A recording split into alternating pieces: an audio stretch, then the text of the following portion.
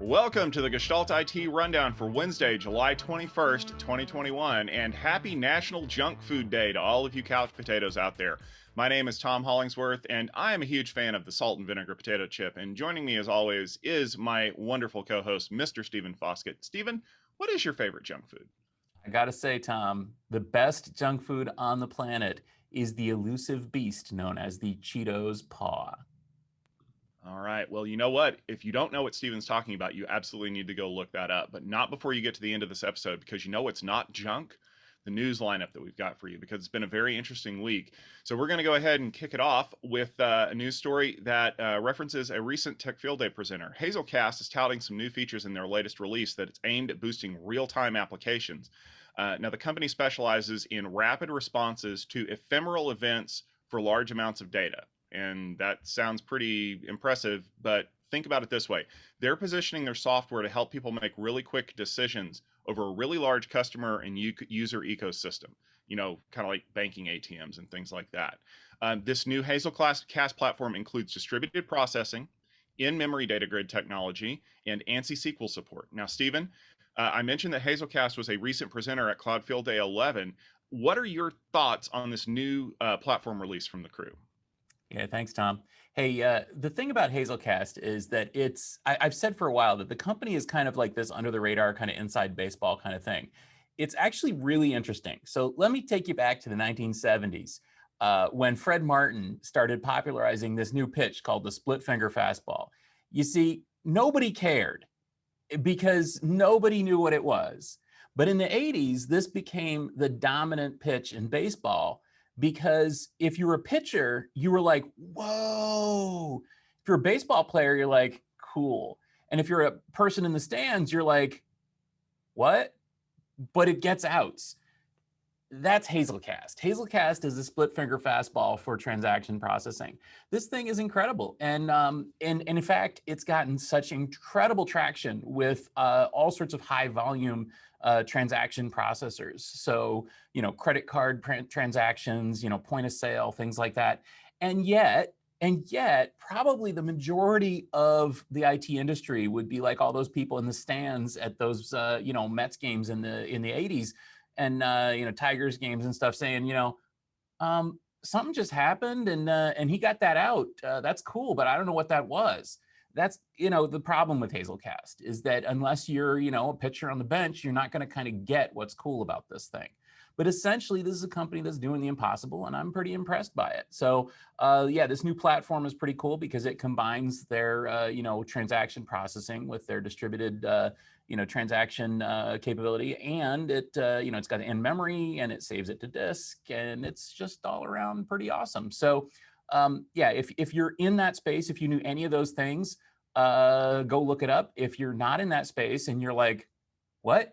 Well, just know that it's cool. It's a split finger fastball. Tom, it's Wednesday. Must be remote code exploit day, right? Fortinet is back, the latest contestant, with the new bug that allows remote users to bypass authentication and execute arbitrary commands as root. This exploit is found in the daemon that manages communications from the Fortigate units to their FortiManager oversight systems. I'm going to call it FortiDaemon. Seems to be disabled by default in many systems and is somewhat trivial to shut down from the command line. Tom, is this a bad case of not ensuring that your code was safe, or is this just sort of Wednesday? It's sort of Wednesday anymore, but I think what we're starting to see is that hackers are getting very creative when they're going up that supply chain. So effectively what this is, and I want to make sure that I get this right, because it does sound like someone just jumped on a keyboard. It is the FGFMSD daemon. Essentially what it does is it controls the communications between a FortiGate or FortiAnalyzer and the FortiManager that basically acts like the controller. Now, if you built this thing like 8 years ago, you're probably thinking, I don't need to secure that communications because nobody's going to be able to intercept it. Welcome to 2021. I can intercept anything. So if you are a product manager for something out there, I want you to do me a favor. I want you to go to your team and I want you to ask one simple question. Are all of our communications encrypted with TLS? And if they don't know, or the answer is no, guess what you get to do for the rest of the year? you get to fix this problem because you don't want to be the next contestant on the Wednesday remote code exploit uh, version of the rundown. And basically, here's the reason: all communications have to be secured by default anymore. Think of the zero trust models that you're probably selling on the other side of that firewall, that your customers are like, oh, yeah, I can authenticate everybody. Do the same thing for your devices. Don't trust them until they're admitted to the system and secure all their communications by default. Because if you don't, you're going to find yourself in this tiny little RCE hole and you're going to be scrambling to patch. Now, I will say that the one good thing about this is that that daemon appears to be disabled by default on most systems. It can only be activated on a handful of them, and it has to be done on purpose. So there's a good workaround in the article that we're going to link in the show notes. Basically, just go in and disable this thing, and it'll tell you, hey, it's already off, and then wait for the patch, and then request that this not be a problem anymore, because really it's 2021. It really shouldn't be. Stephen, after raising about $274 million in funding, Pivot 3 has decided to pivot away. They announced that they are selling all of their assets to Quantum for about $8.9 million in cash. Now, Quantum is really happy to pick this up because that gives them a lot of market share in the video surveillance space. And if you don't know how much storage that video surveillance uses, this is a big get for Quantum. Now, here's the other really weird thing: Quantum CEO Jamie Lerner used to be the COO of Pivot 3 back in the day. So I think that maybe Jamie had an idea about what he was doing whenever he purchased this company, because he only left back in 2018. Stephen, I know that Quantum does a lot of things out there, but based on what I'm seeing, they're considering this to be a huge transformational move for them. Is that what you're thinking too? Well, it's interesting what's happened with this hyperconverged infrastructure market. And for those of you who don't kind of know what it is, I guess the TLDR is that hyperconverged infrastructure takes the magic of virtualization and just like kind of folds the whole stack in on itself.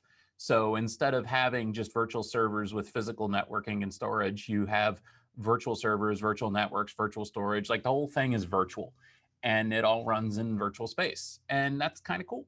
And it was a really, really great idea back in the decade ago time frame when a whole bunch of companies came out doing this stuff. Since then, most of those companies have been acquired or kind of matured into the big market players. So SimpliVity was one of the leaders in their HC or HPE. Dell has, of course, VMware. So they've got VxRail and a lot of other HCI type systems from the VMware side. NetApp, one of the reasons they bought SolidFire was for their HCI, and then they kind of are moving away from that product. Frankly, I think the market is just maturing. We didn't need Pivot 3 anymore, and that's kind of sad. On the other hand, though, I think that Quantum can probably make some hay with this technology. One of the things I'll call out is that there was this company, NextGen Storage, which presented at the Tech Field Day events a long time ago as well. They were bought by Fusion.io, which went to SanDisk. NextGen was spun out, and NextGen was acquired by Pivot 3. So maybe one of the things Quantum's getting out of this is the next-gen storage technology.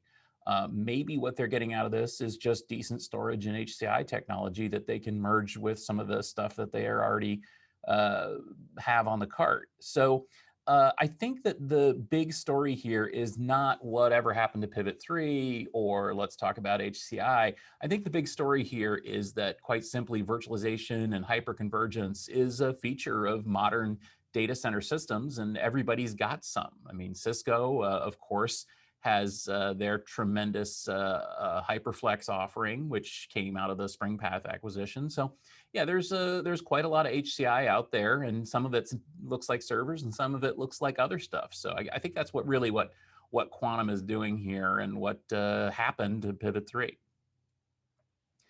So Tom, it's a week in a year, so let's talk about SolarWinds, should we? So there's a company, Enable, that is now divested from SolarWinds. This new company formally went public last week as planned months ago. The stock offering saw SolarWinds shareholders picking up 1 share of Enable for every 2 shares of SolarWinds they had. The move comes as SolarWinds continues to combat the damage, more like PR damage than anything, done by the hack discovered in 2020. And moving Enable into their own separate company reverses a 2013 acquisition of the company. Enable is poised to maintain the MSP aspect of the monitoring business while shedding the negative stigma of SolarWinds. Tom, what are your thoughts on this move? So, in full disclosure, my company that I used to work for before I came to Gestalt IT and Tech Field Day was a huge Enable partner. We basically brought them from where they were to, well, they got bought 2 days before I came to work here. So, that should tell you kind of how long I've been working with them. And I always thought it was really curious. I mean, obviously, at that time, SolarWinds was doing a really good job of picking up companies to kind of help them augment this, and they needed a pickup in the managed service provider space. And then as soon as the new CEO came on board, and as soon as we started seeing all the rumblings of everything that quite honestly just keeps happening, like we predicted back at the beginning of the year, this move really feels to me like we're going to do everything we can to distance ourselves from what's going on.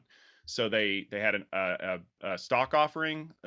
SolarWinds shareholders got shares of Enable stock. Of course, if you read the Market Watch story, SolarWinds stock went up and Enable stock actually went down, which, if you know stock market trends, means that that's a good thing for Enable and a nifty thing for SolarWinds. But they're also moving to the Research Triangle Park in North Carolina. So Enable's basically getting out of Austin, which really feels to me like, hey, don't pay any attention to the people behind the curtain over here. We're completely different and we're really focused on the managed service provider space, and please buy our stuff. Um, the name still has a lot of I don't know, clout in the industry even 8 years later, because a lot of people remember what they were capable of doing back in the day.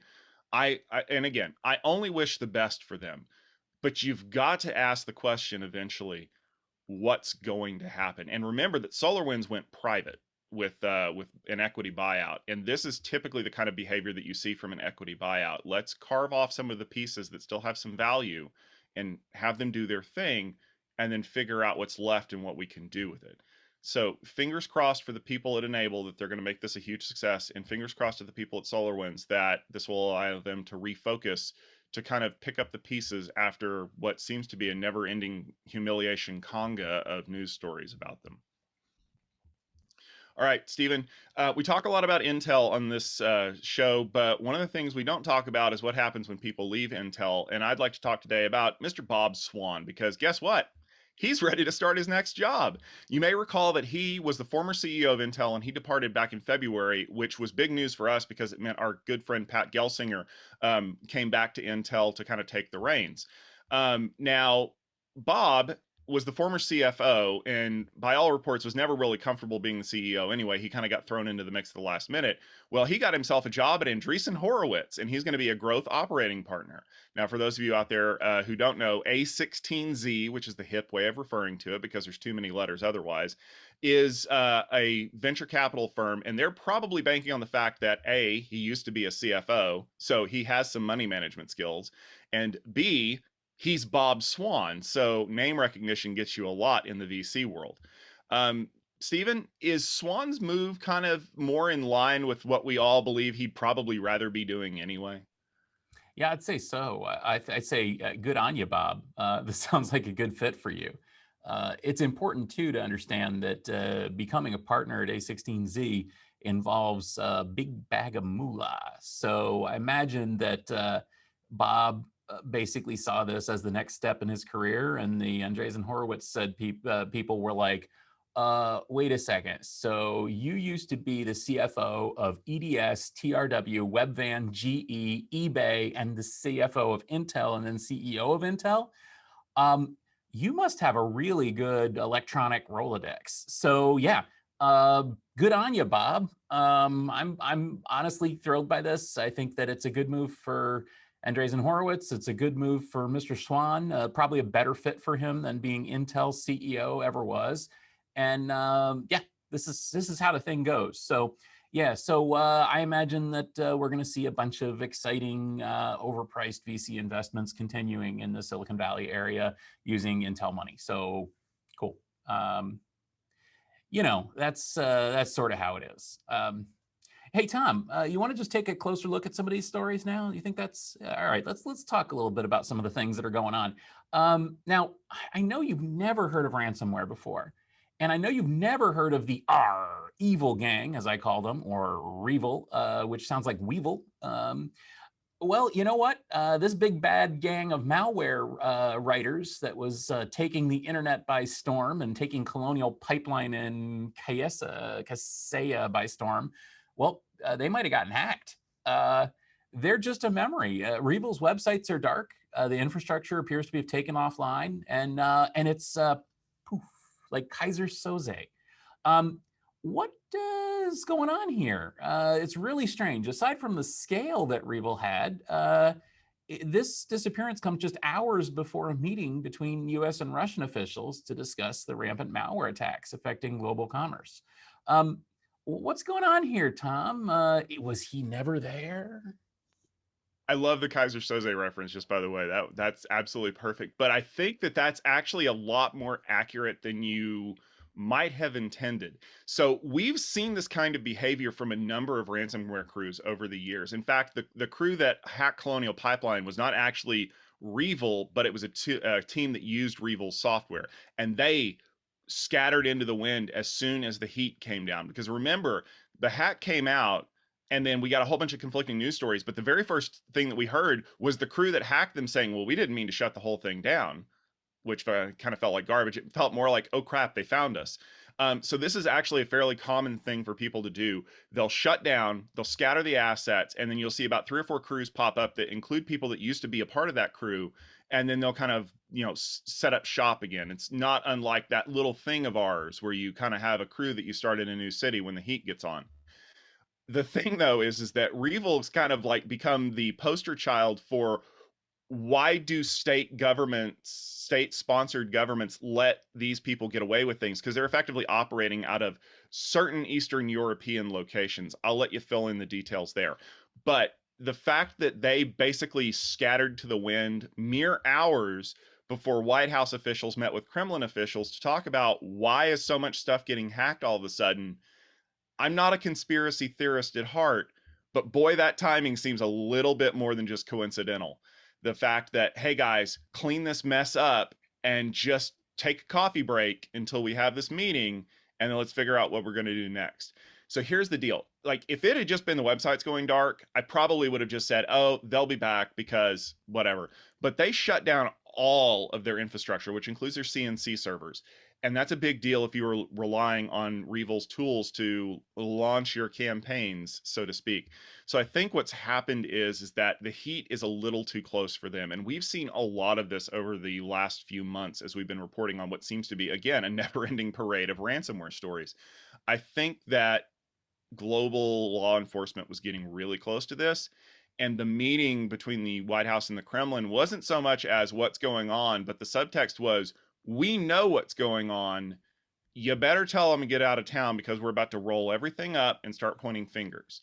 And so this gives the patrons, if you will, a little bit of plausible deniability. Well, we didn't know anything was going on. How dare something like that happen? I think we're going to see them come back. They're probably going to have a different name. They have cred, but they don't want publicity. And I think what we're going to see is we're going to get a new spate of the attacks. Probably, I'd say maybe by September. That should be just enough time for this to kind of fall out of the news cycle. I mean, Stephen, we've talked about this over and over and over again. Do you think that that's the case? Do you think these guys are going to come back, or do you think that they've taken their millions and retired to the Maldives or something? No, I think they were shocked to find that gambling is going on here, and and took their winnings for a little while and just sort of lay low for a little while. Political is reporting that the Biden administration doesn't know what happened. They're reporting that insiders are saying, the U.S. didn't shut this thing down. So I imagine that either Putin went to them and said, "Shut it down," and they did, which, hey, you guys are a little smarter than I thought you were, because otherwise, that would have been a problem. And or maybe maybe Putin went to them and said, "Give me the money," and shut it down, which is entirely possible as well. I would not be at all surprised if this was some kind of Russian action, or if Putin went to them and said, "Just shut it down for a while. You can turn it back up in a little bit." So it all comes down to Putin, and it always has. The fact that this stuff is running right under the noses of the Russians, the fact that these ransomware gangs, as we've previously reported, don't infect systems in the Russian Federation, pretty much says that it's, if not government directed, at least government sanctioned. And the fact that it's government sanctioned, to me, says that that's what's going on here as well, is that the Russian government is the one behind this. Are they gone forever? No, no, they're evil after all. You can't kill evil. Yeah, that's true. Stephen, speaking of something a little less evil, though, I have some good news for you. The backup and recovery market is pretty solid right now. But you would expect that because, well, backup and recovery is kind of important because Gartner just released their latest Magic Quadrant. And guess what? The major players stayed pretty much where they were supposed to stay. IBM was the only one that kind of tumbled out of that coveted top right quadrant. And then they did add Zerto, Druva, and Micro Focus to their market and or to the quadrant. And then they kind of shuffled the pieces a little bit so that you can't just put up the same one you had last year. ArcServe did get promoted to the Challenger Square, and we saw some interesting movement. I think specifically the two things that I thought were more interesting to me were the fact that IBM kind of tumbled out of the leaders, and they did not reflect the fact that Zerto got bought by HPE, which would make sense if this thing's been in the works for the last couple of months. They couldn't have really said anything about it. So I have a funny feeling that the next Square is going to have a much different lineup of people, but that's not my space, Stephen. That's really a lot of the things that you play in. So what's your thoughts about kind of this fact that the Magic Quadrant for backup recovery is kind of, well, static right now? Yeah, I think that honestly, my take on reading this story was, wait, why wasn't Druva in this thing last year? That's like fact number one. I'm sorry. They belong where they are now, which is in the Visionaries quadrant, sneaking up. So let's set that one aside. The other thing is that, quite frankly, IBM has been in the leaders quadrant of the Magic Quadrant for freaking ever. This is a company that has been at the leadership of backup and recovery before there was open systems, before there was Unix. I mean, this is they've been there longer than Gartner.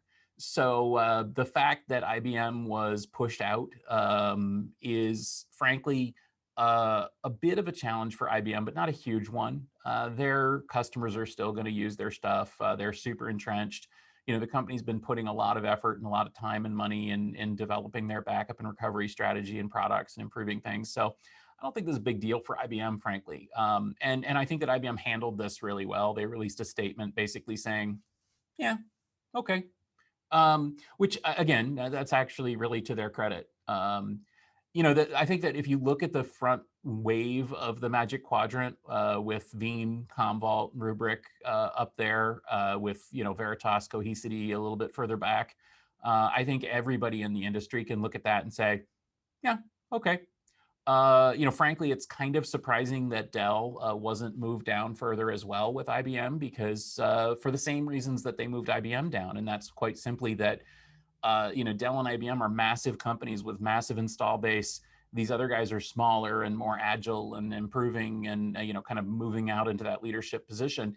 And that's sort of how things work. If you look at the Magic Quadrant for really anything, the leaders are the big but yet still not super giant, big enough to be big but small enough to be nimble companies in the space. So yeah, honestly, I think that this has a lot more to say about the Magic Quadrant than it does about IBM specifically, or Dell or Veeam or any of these companies. Frankly, they're all doing a really nice job.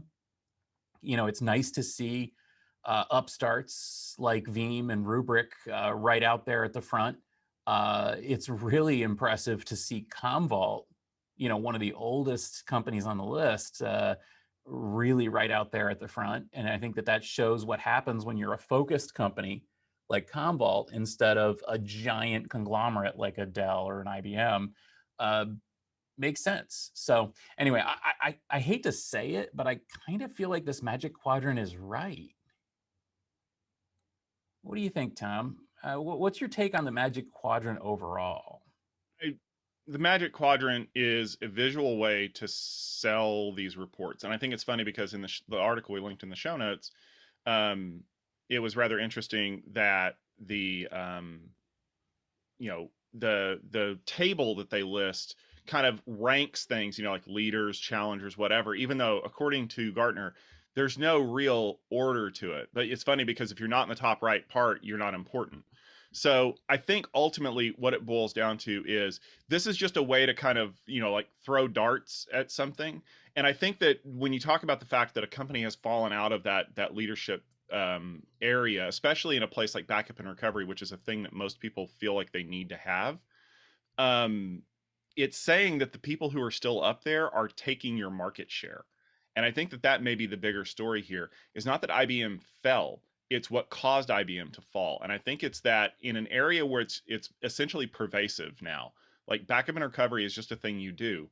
They keep having things taken away from them. And maybe that's the other story in the long run is that we're going to start seeing the Dells and the other companies of the world kind of falling out of this, not because they're not innovating, but because other people are innovating faster and taking their customers away as the cycles come up to say, do we still need to use this old way of doing all this backup, or is there a better way out there? So, fingers crossed that that ultimately is the real reason and not, oh, well, we're jockeying for position so that you can increase your market share by the time the next report comes out. Tom, there's been another important story in the news this week, and that relates to revelations about the Israeli spyware company NSO Group and their spyware called Pegasus. This is kind of a big deal. Amnesty International reported that targeted malware has been used to infect mobile phones as far back as 2014. And these devices are capable of being exploited with zero-click vectors, including payloads embedded in a text message that are present even in the current software versions and current phones, including the ultra-secure iPhone 12 with the latest version of iOS. This malware allowed phones to secretly transmit photos, messages, record conversations with third parties. It has to be the work of somebody like REvil, right? No, no, no. In fact, this software is being sold at a profit by an Israeli firm called NSO Group. The exploit was available for sale, and Amnesty International suggests that Pegasus was used by all sorts of unsanctioned, in all sorts of unsanctioned ways, including going against journalists and activists and government officials. NSO Group claims that their software is strictly for counterterrorism use, and traces their kits can be found on a variety of non-terrorist users. How big of a deal is this in your opinion, Tom? What's going on here with this law enforcement tool getting out there and being used in all sorts of unscrupulous ways? Boy, it's a good thing I brought my soapbox for this Wednesday's episode. Do you remember several episodes ago when we talked about the fact that several intelligence and law enforcement agencies in the United States keep pressuring cell phone providers and mobile OS manufacturers like our friends at Apple? Hey, would you just create a backdoor encryption key for iMessage? We promise that we'll never use it without a warrant and it'll never get out and there'll never be any problems. All right, I want you to turn that page and I want you to start taking notes here. So you have a group that developed a tool that allows you to basically pull all kinds of juicy information off of a cell phone, including a record of all your text messages, record of all the pictures that you've taken, and secretly record your phone calls and upload them somewhere else. That's an intelligence agent's dream because I can surreptitiously get into your phone, take all the information that I need without having to actually get to you, and then use that information, right? And then that group of people, after their mandatory military or intelligence service goes out into the real world and then offers that same tool for sale to anybody who wants to buy it with the I'm shocked there's gambling going on here thing right up front. You should never use this unless it's for counterterrorism purposes. Well, I'll give you a hint as to what happened. People who believe that journalists and activists and opposition politicians or terrorists bought the software. And of course, the company just looked the other way because they're getting paid. And what happened was exactly what we know what would happen when someone develops an exploit like this. It was used in ways that it shouldn't have been used. And the fact that this report came from Amnesty freaking International should tell you how bad this is. I really didn't want to believe this when I saw it because we should not live in an era where we surreptitiously spy on people that really should be above suspicion. Now, granted, politicians probably, if you're on the other side of the aisle, you already have your suspicions, but these are journalists. These are people who are trying to uncover information to share with the rest of us. And now we're finding out, oh, hey, I don't like the story that that guy wrote about me. I'm going to put this payload on his phone and I'm going to be able to see in everything he talks about and everything he talks to. And then we're going to get him because we didn't like that article. Yeah. Don't ever tell me that we need tools to break into people's phones without them knowing. And Amnesty's report has ways to figure out if you've been infected. And you're probably sitting there thinking to yourself, there's no way that I can. You're right. There's no way you could be infected because you'd never know. Now, granted, if you're not a target of an opposition group, the likelihood of you being infected by Pegasus is low. But the fact that this thing even exists scares the living hell out of me. Yeah, and it's Pandora's box with some of these tools, quite frankly. And the same thing as you're saying, I 100% agree with you about the backdoor arguments. They're all out the window. I'm sorry. There's no way that this stuff isn't going to be used for unsavory and even, frankly, terrifying circumstances. Let me give you an example. So, a specific example with this particular malware. So one of the places that this malware was used was Mexico. And in Mexico, it wasn't used by the government to target terrorists. It wasn't even used by the government to target opposition figures. It was used, if you can believe this, by drug cartels to spy on anti-corruption investigators and journalists and judges. In other words, the drug cartels got their hands on this stuff, and they were using it to protect themselves from, I guess, who we would all consider to be the good guys, right? Right? This is crazy stuff. Similarly, you're probably thinking, oh, well, it was used in like third world countries against, some kind of third world, crusaders or something, nobody that I've ever heard of. Oh, really? You ever heard of Emmanuel Macron? Well, his phone was infected by Pegasus. Nobody's exactly sure what the story there is, but it definitely was. Somebody targeted him. The same thing is true of the leaders of others. The Prime Minister of France, many French ministers and diplomats were targeted. How about the President of Iraq, Prime Minister of Lebanon, Prime Minister of Pakistan, President of South Africa? These are the people that are on the list. So if you are like, whoa, whoa, whoa, I don't know if somebody should be able to listen in on the conversations of the president of France, then you're probably on our side in saying that these things are really bad tools and they really shouldn't be out there. And the fact that they were able to find these 0-day no-click exploits that would allow them to install this payload on the latest and greatest Apple stuff with the latest and greatest is pretty terrifying. So anyway, the bottom line is, yeah, there's a tool that you can use to detect it.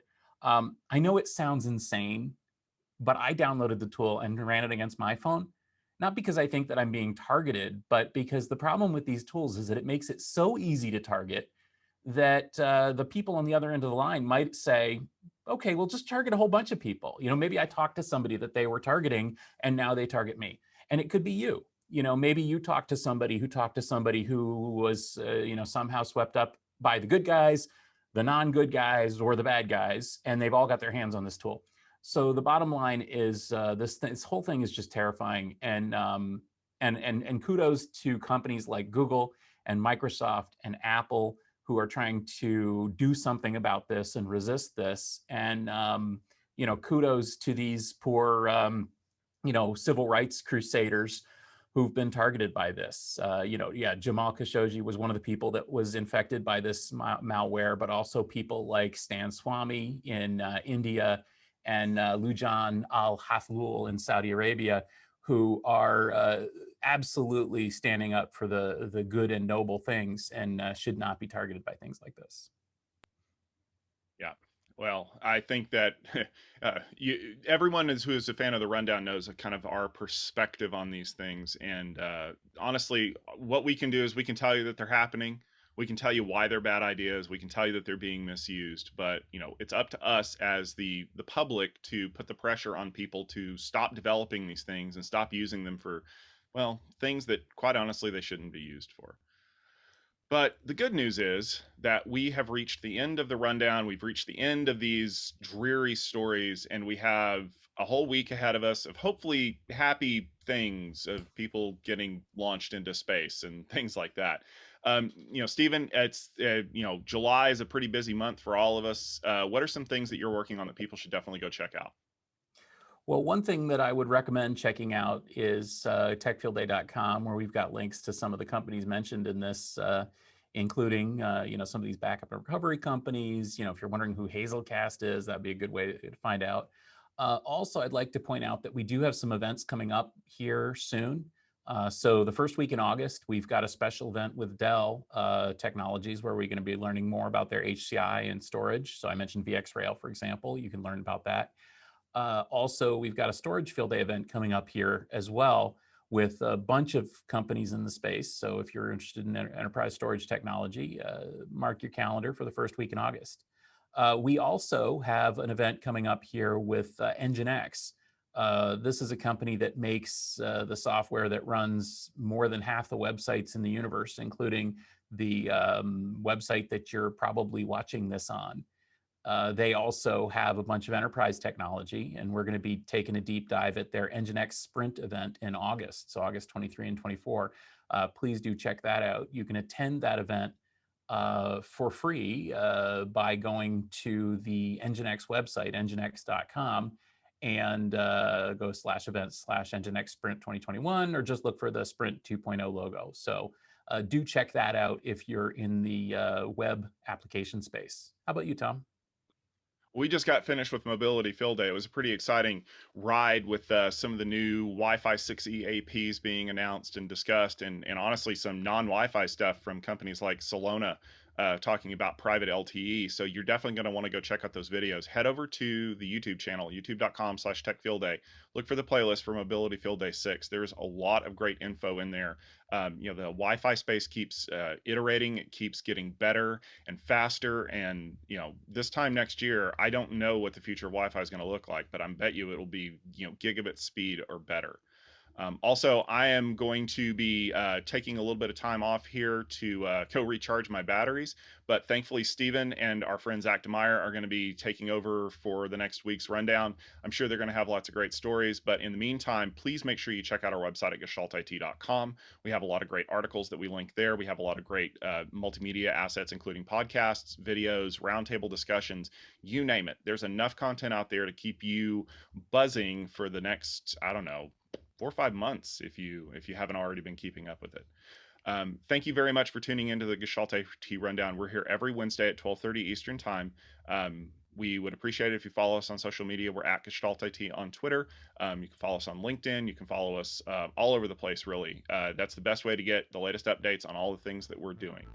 And for myself, Tom Hollingsworth, for my co-host, Stephen Foskett, for our great Gestalt IT crew, and the wonderful community that is a part of everything that we do, thank you very much for tuning in.